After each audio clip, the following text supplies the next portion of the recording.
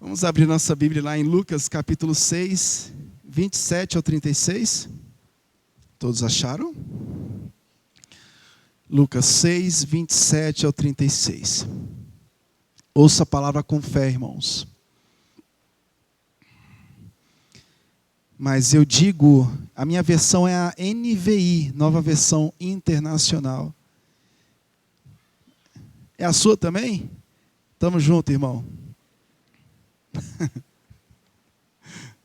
Tamo junto. Mas eu digo a vocês que estão me ouvindo, amem os seus inimigos. Façam o bem aos que os odeiam. Abençoem os que os amaldiçoam. Orem por aqueles que os maltratam. Se alguém lhe bater numa face, ofereça-lhe também a outra. Se alguém lhe tirar a capa, não o impeça de tirar-lhe a túnica. Dê a todo o que lhe pedir. E se alguém tirar o que pertence a você, não lhe exija que o devolva. Como vocês querem que os outros lhes façam, façam também vocês a eles. Que mérito vocês terão se amarem os que os amam? Até os pecadores amam aos que os amam. E que mérito terão se fizerem o bem àqueles que são bons para com vocês? Até os pecadores agem assim. E que mérito terão se emprestarem a pessoas de quem esperam devolução? Até os pecadores emprestam a pecadores esperando receber devolução integral. Amém. Amem, porém, os seus inimigos. Façam-lhes o bem e emprestem a eles, sem esperar receber nada de volta. Então, a recompensa que vocês terão será a grande... Então, a recompensa que terão será grande, e vocês serão filhos do Altíssimo, porque Ele é bondoso para os ingratos e maus. Sejam misericordiosos, assim como o Pai de vocês é misericordioso. Que o Senhor fale ao seu coração nessa noite, no nome de Jesus. Amém e amém. Jesus chegou e deu um basta às consequências do pecado de Adão. Jesus chega e dá um basta às consequências eternas do pecado em Adão. Em Adão, nascemos totalmente separados de Deus. Em Adão, a herança que recebemos de Adão foi estarmos longe do Pai. E não só longe de Deus, como também totalmente indispostos, incapazes de amar o próximo como a nós mesmos. Jesus veio buscar e salvar o que estava perdido. O nosso relacionamento com o Pai estava perdido. O nosso relacionamento com o próximo também estava perdido. Jesus veio restaurar tudo isso, meu querido e amado irmão. Ele veio fazer o que nós não conseguiríamos fazer com a nossa própria força. É tanto que Lucas 19:10 vai nos dizer que Ele veio buscar e salvar o que estava perdido. Quem estava perdido é Jesus e não nós. Era nós e não Jesus. Ele tomou a iniciativa de vir. Ele veio ao nosso encontro. Nós não tínhamos capacidade de ir até Ele. Porque Efésios 2:1 diz que nós estávamos mortos nos nossos delitos e nos nossos pecados, mas Ele nos vivificou, mesmo estando mortos nos nossos delitos e nos nossos pecados.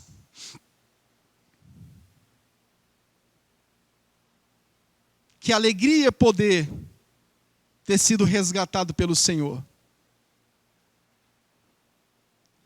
E a alegria maior é em viver como resgatados. Acho que o maior desafio já foi. Nós não poderíamos nos salvar. Essa graça nós não conseguiríamos nunca buscar com os nossos próprios esforços. Ela veio ao nosso encontro. Somos salvos pela graça, mediante a fé. Isto não vem de nós, é dom de Deus para que ninguém se glorie. Efésios 2:8. Ensine isso aos seus filhos, diariamente. Porque os nossos filhos, se eles não entenderem a graça do Senhor, eles não vão ter a percepção clara e correta que eles precisam ter da grandiosidade, do tamanho do pecado deles em Adão e do tamanho da graça de Jesus Cristo.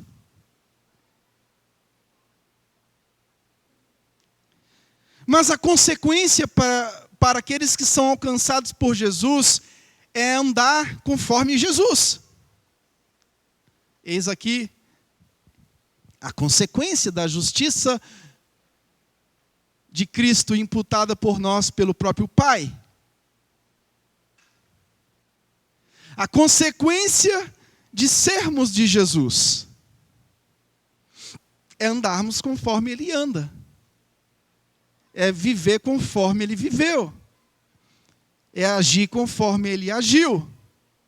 É pensar conforme Ele pensou.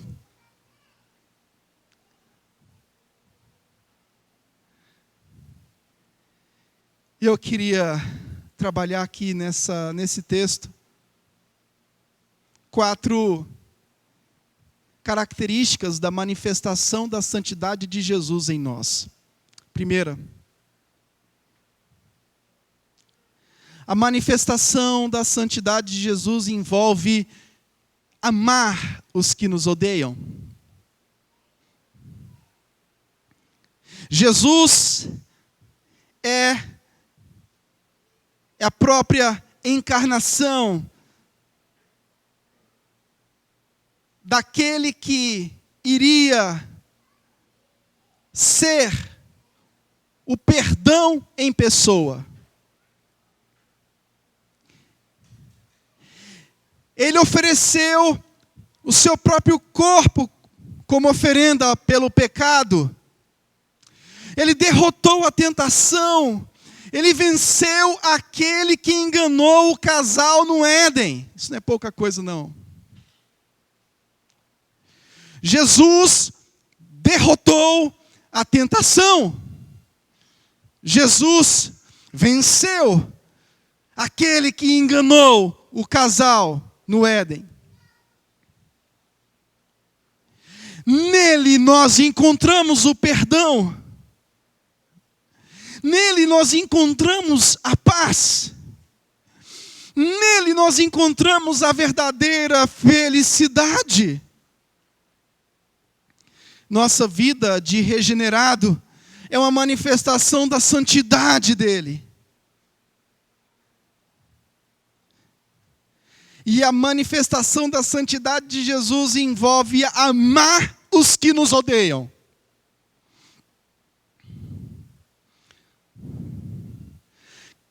No versículo 32, o texto diz: que mérito vocês terão se amarem os que os amam? Até os pecadores amam os que os amam. E que mérito terão se fizerem o bem àqueles que são bons para com vocês? Até os pecadores agem assim. Amar quem nos ama é muito fácil.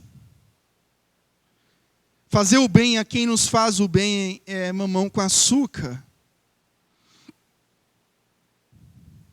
Quando a gente vê a história de Abel e Caim, a gente vê a consequência do pecado de Adão.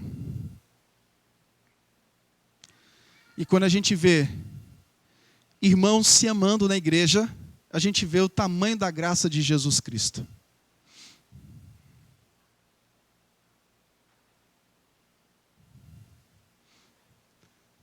Coisa difícil é amar. E é difícil amar aqueles que estão mais próximos de nós. Talvez a pessoa que você mais precisa amar é aquela pessoa que convive com você, que tem expressado às vezes ódio contra você. Os cônjuges, em muitas situações, eles vivem em conflitos como se odiassem. A convivência não é algo fácil. Irmãos vivem juntos o tempo inteiro, e nesse período de pandemia, os home office da vida, os casais estão mais próximos, as crianças ficaram juntas estudando, fazendo lá, cada um num celularzinho, num computadorzinho ali, ou, enfim, a proximidade gera desafios de cristandade muito grande. Eu particularmente gosto de sair de casa, cumprir meu ofício aqui na igreja, na faculdade, depois passar na padaria, comprar um pão e ir para casa. Não é assim? É maravilhoso isso, gente. É uma coisa linda sair de casa e voltar para casa com pão. Não é? Aquele reencontro. Mas essa pandemia nos forçou a ficar mais próximo, ficar mais perto, a dar um auxílio maior para os meninos na aula online. As famílias ficaram mais próximas. Você descobriu coisas que você não queria descobrir. Talvez o irmãozinho descobriu o tanto que o outro irmãozinho implica com ele. Às vezes os pais colocam para estudar em contraturnos. Um estuda de manhã, outro estuda à tarde, para não se chocarem. E quase 2 anos eles agora estão juntinhos. Daqui a pouco um diz, eu odeio ele. Eu digo, rapaz, a natureza adâmica está manifestando rápido demais. Ou às vezes o marido chega para a mulher, ou a mulher chega para o marido e diz, você tem alguma coisa contra mim? O que você tem contra mim? Então o inimigo aqui, às vezes, é o que está ao seu lado. Não é que ele seja seu inimigo, mas aquele que está ao seu lado se tornou seu inimigo. E às vezes você se tornou inimigo dele ou dela.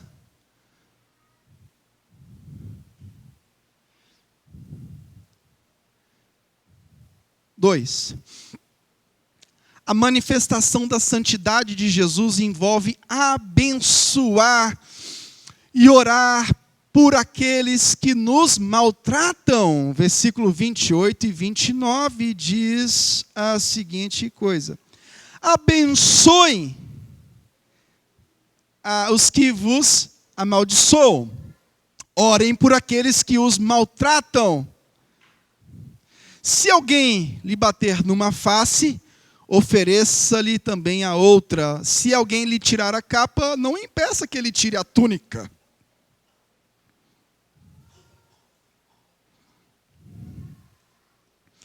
Como é difícil abençoar e orar pelos que nos maltratam. Isso é coisa para regenerado em Cristo.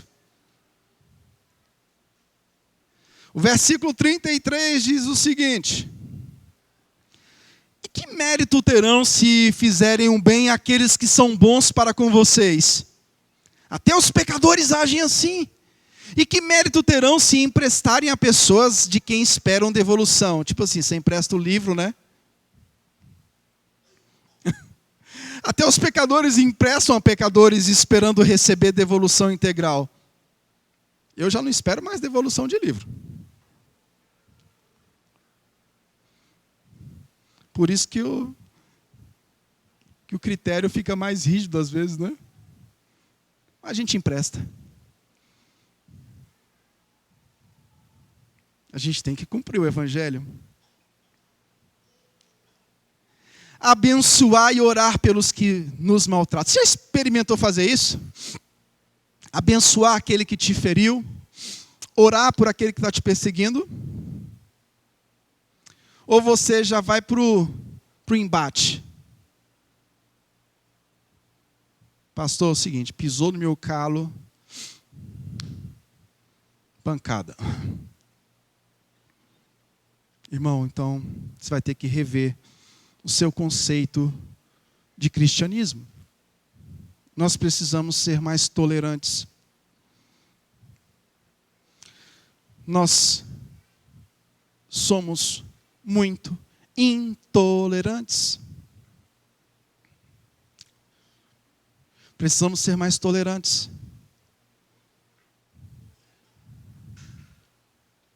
Precisamos saber que nem tudo vai sair da forma como nós queremos.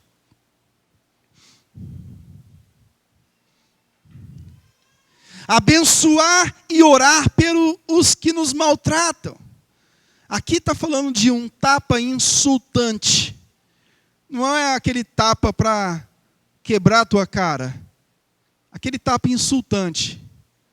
Aquele tapa de luva, que a pessoa só dá um empurrãozinho assim no seu rosto. É um insulto. Como nós precisamos aprender a ser crentes por causa de Jesus Cristo, por causa da obra de Jesus Cristo. Como a gente precisa aprender a ser humilhado por conta das coisas de Deus. Olha para mim aqui. Se você não estar disposto a ser humilhado pelas coisas de Deus, pelo Evangelho de Jesus Cristo, você nunca vai saber o que Jesus passou, você nunca vai saber o que é o Evangelho de Jesus Cristo, você nunca vai saber o tamanho do seu pecado em Adão. Jesus sofreu insultos. Acusado de expulsar demônio por Beelzebu, recebeu cuspe na cara. No julgamento de Jesus teve mais de 25 erros. Jesus foi ultrajado por nossa causa. E a gente não quer receber nenhum tipo de probleminha por causa do Senhor e da igreja do Senhor. Qualquer coisinha a gente apela. Eu quero te chamar à conversão nessa noite. A única forma de nós nos tolerarmos como igreja é olhando para Jesus. Se você não tolera ser confrontado, se você não tolera conviver com os outros, você vai ter sérios problemas. Não só com a igreja do Senhor. Você vai ter sérios problemas no seu casamento. Porque se tem uma coisa que define casamento é perdão, perdão, perdão, perdão, perdão, perdão.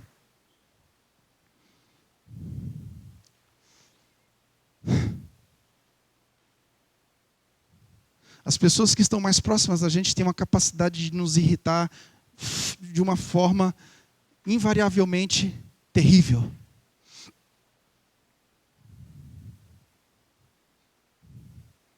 Três, a manifestação da santidade de Jesus no ato de dar. Versículo 30 diz: dê a todo o que lhe pedir, e se alguém tirar o que pertence a você, não lhe exija que o devolva.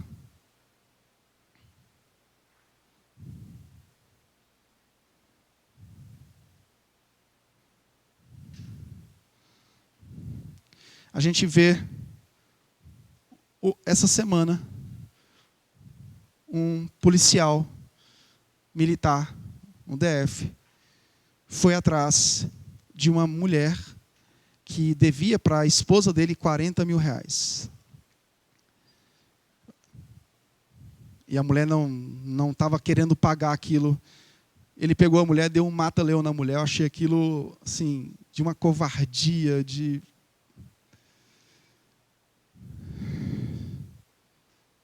Será que ele teria coragem de fazer isso com o homem? Foi lá e cobrou a dívida da mulher de uma forma tão covarde, tão absurda. As pessoas matam por conta de muito menos, elas matam por conta de uma dívida de R$10.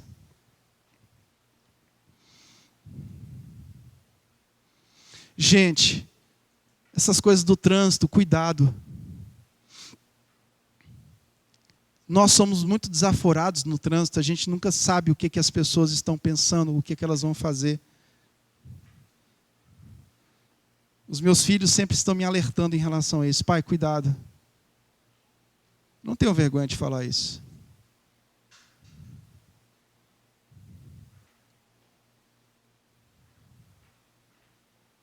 A gente precisa procurar mansidão em Jesus Cristo, irmãos. A gente precisa procurar a mansidão em Jesus Cristo. Nosso cônjuge, como nós temos dificuldade de administrar uma vida em comum, que não cobre do outro, que não jogue na cara do outro.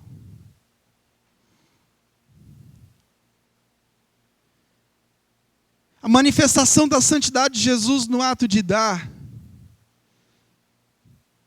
Às vezes dentro do casamento há uma briga de foice, uma falta de liberalidade de um lado, uma falta de liberalidade do outro. Às vezes um é mais liberal, o outro é menos liberal.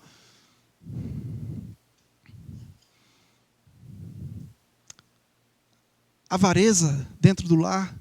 Às vezes o marido é mais mão aberta para as coisas de Deus, a mulher é mais mão fechada, ou ao contrário. E você está ensinando para os seus filhos isso tudo. Os seus filhos, os nossos filhos sabem quem nós somos. Eles sabem. Eles são como esponja. Eles absorvem tudo e eles sabem literalmente quem nós somos. Eles sabem se nós somos... Eles sabem se nós amamos realmente o povo de Deus. Porque se você só abre a sua boca para falar mal das pessoas da igreja, os seus filhos estão olhando tudo isso. Se você só abre a sua boca para reclamar, os seus filhos nunca te veem de um modo liberal. Os seus filhos sempre te veem como mão de vaca. Não espere que os seus filhos sejam liberais no reino de Deus. Homens e mulheres que são avarentos com as coisas de Deus estão transmitindo para os filhos essa mesma coisa. Os seus filhos vão crescer e eles vão querer pagar, ou vão querer exigir de você que você pague R$10.000 no curso de medicina, mas eles não vão querer, e vocês vão ter dó de pagar R$250 para eles fazerem teologia. Nesses 10 anos da FTRB, a gente foi muito abençoado. Mas como eu pude observar a avareza do ser humano. Como o ser humano é avarento para as coisas de Deus. As pessoas estão disponíveis a pagar R$5.000 num curso de odontologia. Mas elas têm dificuldade de arcar com R$150 numa pós-graduação. Depois elas reclamam, por que os filhos dela não amam o reino de Deus? Por que os filhos delas não tocam, não falam em missões? Elas reclamam, por que os filhos dela não se manifestam para as coisas de Deus?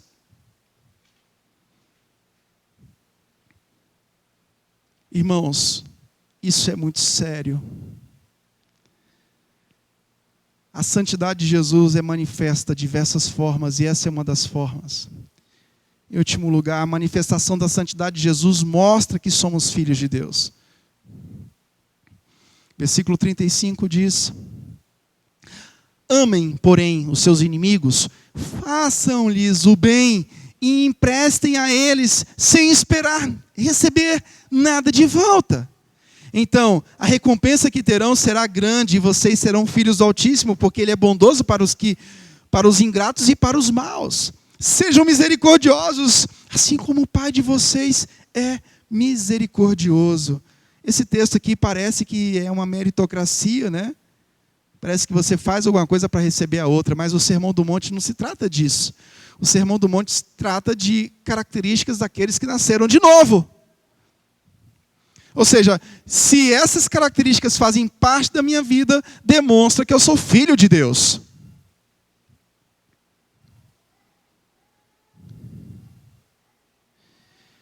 Se eu vivo imitando o meu Senhor,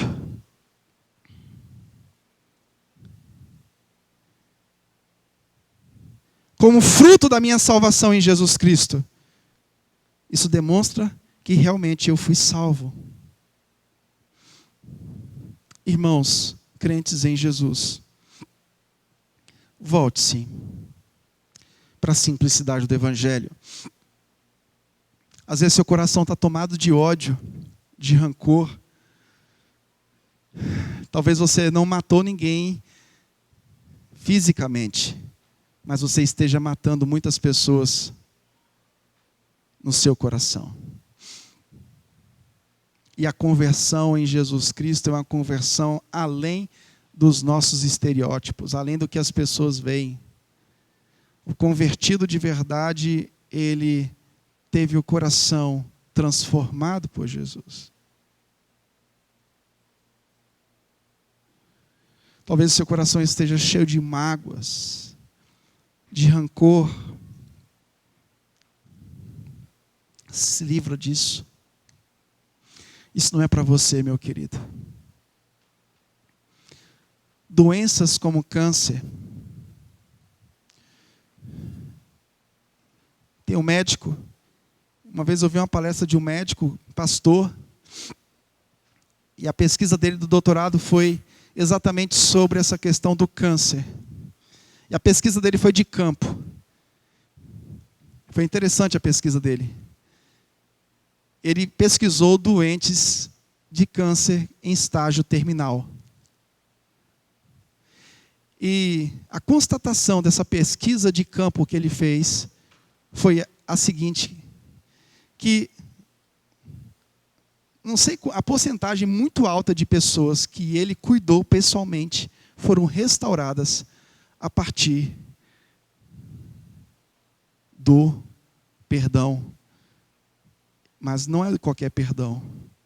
Do perdão que ele pregou de Cristo Jesus para essas pessoas.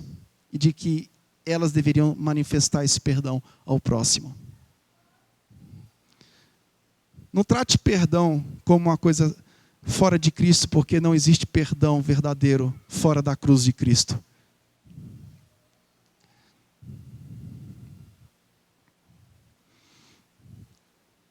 Uma tia minha,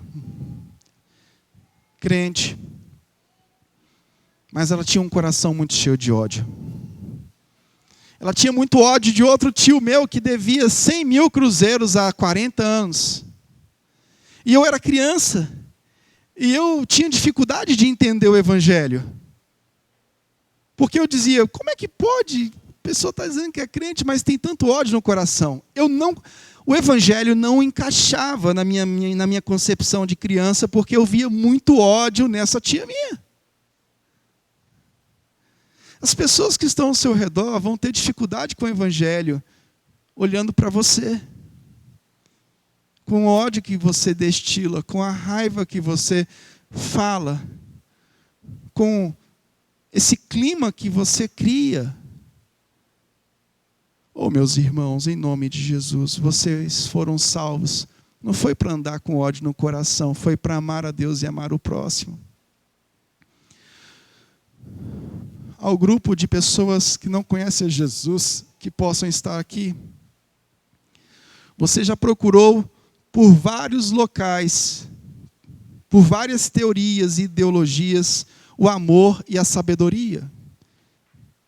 E você nunca encontrou e nunca vai encontrar, porque o verdadeiro amor e a verdadeira sabedoria que precisamos foi manifesta em Cristo Jesus. Nenhuma filosofia vai nos levar a viver aquilo que o próprio Deus expressou ao nos enviar Jesus Cristo.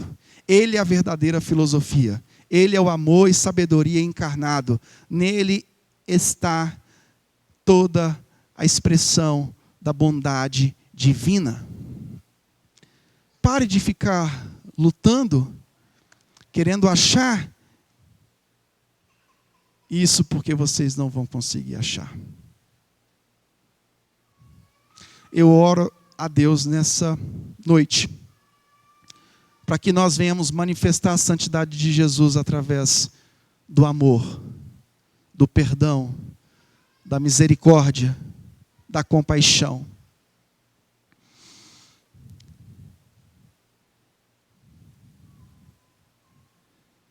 Saia daqui convicto que você precisa perdoar o seu cônjuge, a sua esposa. Casais demoram muito a se reconciliar. Casais ficam 15 dias bicados um com o outro. Meu irmão, dói quando um machuca o outro. Dói, machuca, dói. Fere, muito fere. Vai lá, irmão. Abraça a tua esposa. Peça perdão para ela. Ô irmã, vai lá, abraça teu marido. O marido que Deus te deu. Não é tudo aquilo que você queria, não, mas é o que Deus te deu. Não é aquela belezura toda que você sonhava, mas pare de romantizar os relacionamentos. Essa época pós-moderna é uma época de sentimentalismo, e o Evangelho não tem nada de sentimentalismo. O Evangelho tem a ver com atitudes de amor conforme Cristo nos amou. Não tem nada a ver com sentimentalismo. Ah, pastor, meu coração não dispara mais. Eu não sinto mais um frio na barriga. Ô irmão, larga esse mundo sentimental, esse mundo romântico, que romantiza as relações. Você não precisa ter frio na barriga, você precisa amar como Jesus te ama.